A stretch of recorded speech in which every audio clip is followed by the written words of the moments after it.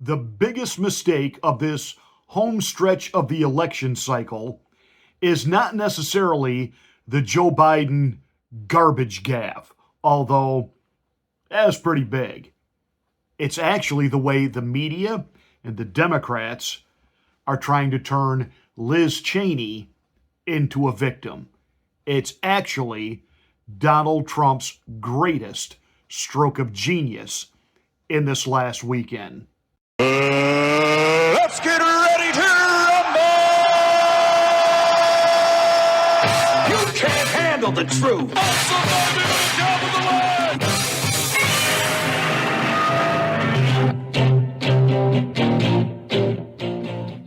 Hi, I'm Pastor Marty. Welcome to the Afternoon Drive. Please make sure that you are subscribed to the channel, and once you are, smack the bell, click the word all. That will give you notification of my rants, my ravings, my undeniably flawless reasonings. Please like and share this video. It's the only way that we can get the word out that we're here. Thank you so much for watching and being a part of the Afternoon Drive.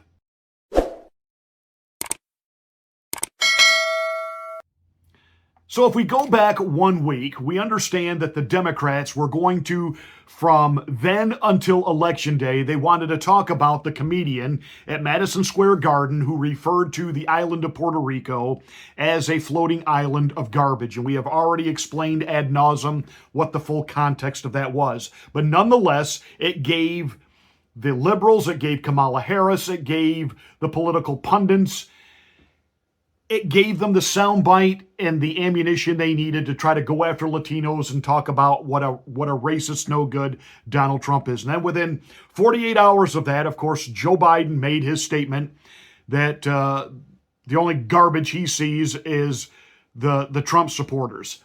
It got so bad that they even coerced the White House stenographer, who has to transcribe everything that the president says when making any type of public address, etc. It becomes an official record. It falls under the Documents Act. You know, the very thing that the Biden Justice Department went after Donald Trump on. And they wanted the stenographer, they forced the stenographer to change the wording in the transcript to try to make it look like Joe Biden didn't say what we all heard him say. I mean, this is just absolute criminal activity. But then again, that's all this regime knows and understands. They are criminals. I don't care if Joe Biden has dementia. He's no different than those mafia bosses that when they finally get him into the courtroom, you know, they're a few fries short of a Happy Meal at that point. And they look like doddering old men and everybody feels sorry for them. But in their prime, they were ordering hits and executions of people and doing, you know, nefariously rotten things. Well, Joe Biden was all of that and more within the political confines and selling influence and selling us out to foreign entities, etc., etc., etc. But he said what he said. Donald Trump ran with it, leaned into it. You know, the whole garbage truck doing a MAGA rally in a garbage vest. It was great. And so the Democrats were desperate to have anything else to talk about, to get everybody's attention off of that. Donald Trump, in an Arizona rally where he was being interviewed by Tucker Carlson, made the statement that Liz Cheney is a war hawk, which she is, and that Liz Cheney wouldn't necessarily vote the way she votes or recommend what she recommends in these endless wars if there were guns pointed at her face and bullets flying at her. That was the context. By the way, that is a context that has been used literally for centuries in this country. It was during the Civil War that I believe we first heard the phrase, war is a rich man's game and a poor man's fight.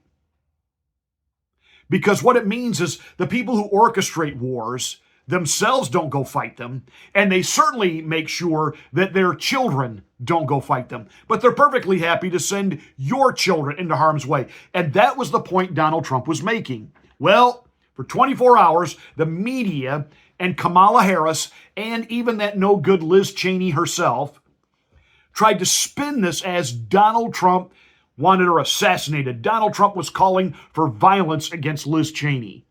Now, anybody that heard it knows exactly what the context was. But of course, the media did some careful editing there, and they did some surgical editing there to try to make it sound like Donald Trump wanted this to happen, and that was not anywhere close to what he said. Now, within a few hours of Biden being called out on the garbage moment, immediately his team went into backtrack and CYA. They had the stenographer changing the transcript. They're sending out tweets. That's not what you heard, is not what you heard, was basically what we were being told. Trump didn't do that. Trump was asked by reporters yesterday.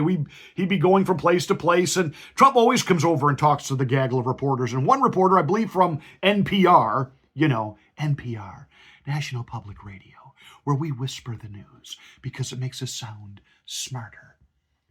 I believe it was an NPR reporter asked him, do you have any regrets about what you said? Are you going to apologize? And he leaned into it and said, no, I don't apologize because Liz Cheney is a war hawk. And then he really ratcheted it up. He said, she is perfectly willing to kill our young people, our greatest treasure, young people. She's willing to have them slaughtered for whatever cause she deems necessary. And I think that her and other war hawks would think differently if the guns were actually pointed at them. He leaned into it. He didn't apologize for it. The media started to get off it because they realized, Houston, we have made a mistake. Houston, we have a problem here. And let me tell you, Will Robinson, what the danger is here. Let me tell you what the problem is. They just gave Michigan to Donald Trump.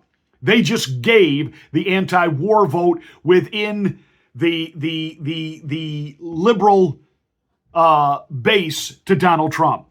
Liberals who have been searching for a reason to not just not vote for Kamala, but to actually go out and vote for Trump. The media and Kamala Harris and Liz Cheney gave it to them. Let me explain all this. Who do Arab Americans hate more than anybody? I'll give you a hint. It's not Benjamin Netanyahu. It's Dick Cheney. They consider Dick Cheney an unchecked, unfettered, unabashed war criminal. They hate him. They hate him because he is responsible for the death of hundreds of thousands of their friends, families, the total destruction and disrupting of the Middle East. There was a time all liberals felt that way. Hollywood even made a movie. I believe it was Christian Bale who portrayed Dick Cheney, won an Academy Award, and in his acceptance speech said, "Thank you, Dick Cheney, for being so evil." In other words, your evilness became my inspiration to portray you as I did. I mean, at the time, conservatives were outraged that was the acceptance speech. But the truth is, it was the truth.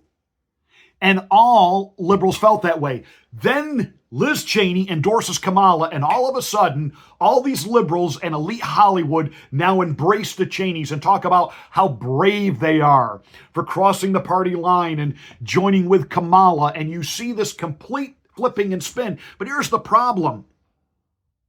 People within the Democratic Party who are genuinely anti-war are looking at that like, what are you doing? What are you doing getting in bed with the Cheney family? What are you doing? This is like making a deal with the devil. What are you doing? And so Donald Trump saying what he said doesn't offend them.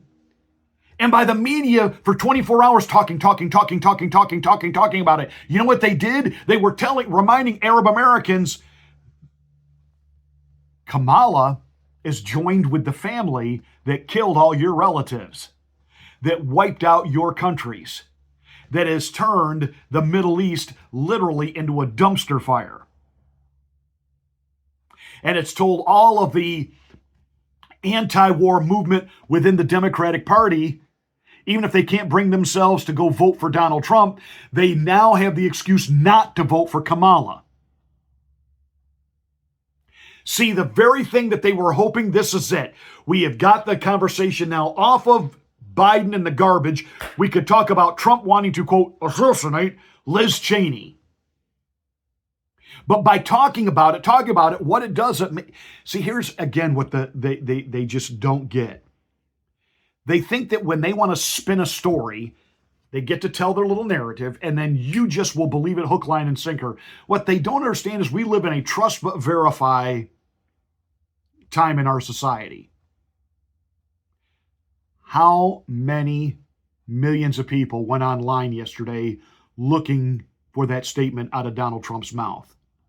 And when they heard it and listened to it themselves without anyone splaining it and without Trump team having to edit it, when they heard it for themselves in context, they looked at each other and go, yeah, she wouldn't be sending people to war if guns were pointed at her. She never has to face the consequence for her decision. That was the context of what Donald Trump was saying. And thanks to the media, now all of America has heard it over and over and over and over and over and over. I told you this a couple of months ago. Actually, I've been telling you this for almost a year, but started ratcheting it up again a couple of months ago, and I'm going to ratchet it up again. I told you that all these accusations they keep wanting to bring against Donald Trump are going to spin back on them. And I told you it's the Haman principle. Now I'll remind you of it one more time this last weekend. There is an account in the Bible about a woman named Esther, Queen Esther. Esther had become queen, and her husband, the king, had no idea she was Jewish. The king had a governor by the name of Haman who hated the Jews, hated them. And he hated them because of a guy named Mordecai, that the king had no idea who Mordecai was, although he did read a record one day that Mordecai had foiled a plot, an assassination plot against him, and the king wanted to honor Mordecai, and this angered Haman to no end, that he was going to have to honor the one man that he really loathed, hated, and despised. So that made Haman so enraged, he went to the king and said, listen, the Jews in the land do not love you, they will not salute you, they will not bow to you. I think we need to eliminate them. And the king said, okay, do what you need to do. And so Haman created gallows to hang all the Jews and get rid of them.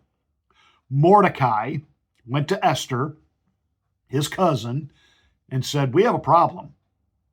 Haman is going to kill all of us. You need to tell the king what's going on. And so Esther went to the king and said, these gallows that Haman here has erected are going to kill my people. And immediately all color left Haman's face. What do you mean, your people? And the king said, yeah, what do you mean, your people? She said, I'm Jewish. And by the law that you have supported and allowing Haman to kill all the Jews, that means I will be executed on those gallows.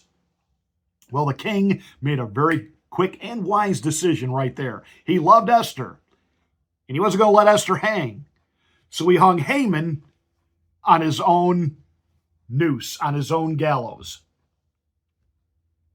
Moral of the story: the very gallows that they keep creating to take out Trump, they keep hanging themselves on.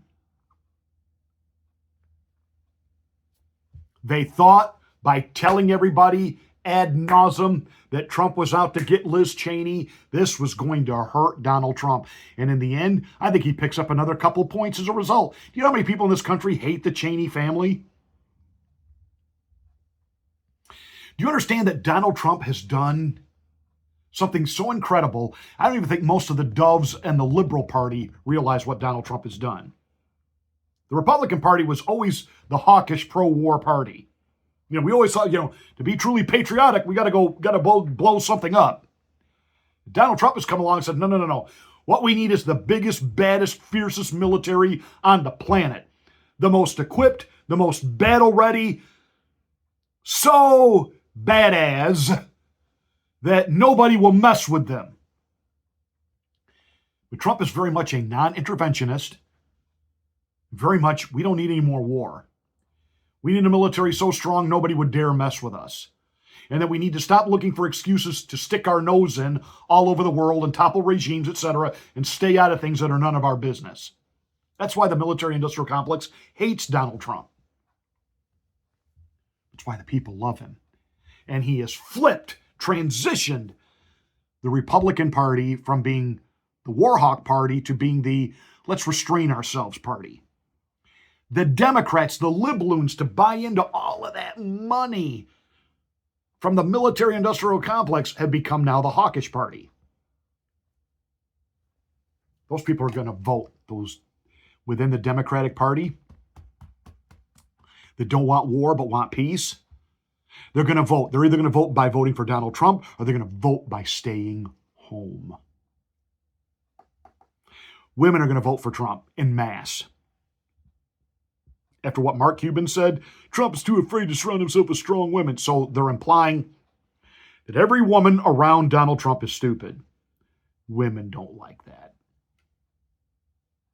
As far as I'm concerned, keep Mark Cuban talking, and please keep talking about Liz Cheney. Every time you talk about Liz Cheney and what Donald Trump said, you just ensure that the Muslims in Michigan will hand that state on a silver platter to Donald Trump on Tuesday.